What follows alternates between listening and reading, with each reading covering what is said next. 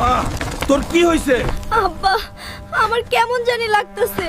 হাঁসের ডিম আর মাশরুম খায়া মাথা ঘুরতেছে। কে দিছিলি এই হাঁসের ডিম আর মাশরুম?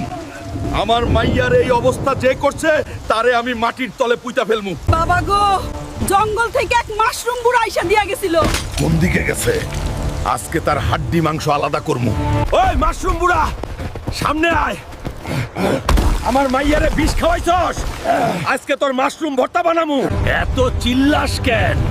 আমার রাজত্বে আইসা আমারে ভয় দেখাস? আমার মাইয়ার এই দশা কেন করলি? তাড়াতাড়ি সুস্থ করার মন্ত্র বল।